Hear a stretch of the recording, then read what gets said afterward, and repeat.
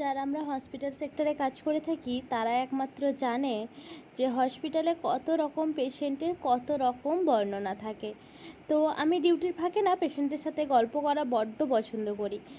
অনেকে সুখ দুঃখের গল্প শুনি, কেউ বা হেসে অনেক কথা বলেন, আবার কেউ বা কান্নার জর্জরিত চোখে অনেক কিছু বলেন। শুনতে ভালো লাগে। কখনো কখনো ভাবি, বাহ, ওনার ভাগ্যটা সত্যিই খুব ভালো, নইলে এ বয়সেও ছেলে মেয়েদের এত আদর, এত স্নেহ, এত কেয়ার পাচ্ছেন। আমাদের বয়সে হয়তো আমরা এটা পাবো না, কারণ আমাদের এই ডিভোর্সের যুগে ওই সব ছেলে মেয়ে এগুলো তো বিলাসিতা মাত্র।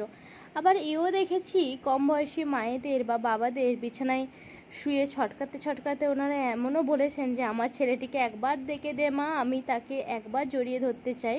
কিন্তু ছেলে তো মস্ত বড় অফিসার, ও বাবা মা বলতে লজ্জা পায় হয়তো ওনার বিদেশিনী বৌমার কাছে।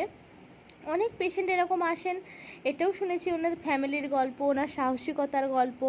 কিন্তু আমাদের হসপিটালে যেহেতু ক্যান্সার পেশেন্ট বেশি আসে, তাই জন্য ওনাদের সাহসিকতার কাছে রোগে ওনারাই হার মেনে যান। কী করা যাবে, এমনও কিছু কিছু মানুষকে বুঝেছি যারা 1 মাসের মধ্যেই অসুস্থ হয়ে বিছানায় শয্যাশায়ী হয়ে পরলোক গমন করেছেন। কিন্তু কি করা যাবে, জীবনের এটাই তো পরিহাস। আজ আছি কাল নেই, কে বলতে পারে। আজকের জীবনটা সুন্দরভাবে কাটাতে গিয়ে কালকে যে কি হবে তা তো আমরা জানি না।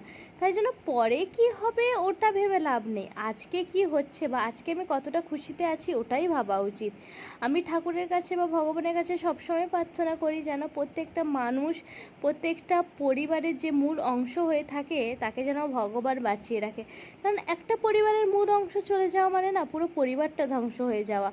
সেদিনেরই তো ঘটনা, একটা পেশেন্ট এসেছিল মাত্র 33 বছর বয়সে অ্যাপ্লাস্টিক অ্যানিমিয়া নিয়ে। কতটা কষ্ট নিয়ে বলেছিল জানেন দিদি, আমার না একটা 5 বছরের বাচ্চা, একটা 2.5 বছরের বাচ্চা। আমি মায়া মায়া চোখে তাকিয়ে বলেছিলাম যে হঠাৎ করে এসব হয়ে গেল। বলে দিদি কিছুই বুঝতে পারলাম না, 1 মাসের মধ্যেই সব কিছু হয়ে গেল। আর আমারই ডিউটি আওয়ার্সে জানেন তো পেশেন্টটা খারাপ হয়ে গেছিলো, খুব খারাপ লাগছিল কি হবে কি না। পরের দিনই জানতে পারলাম পেশেন্টটাকে আইসিইউতে ট্রান্সফার করার পরেই মারা গেছে।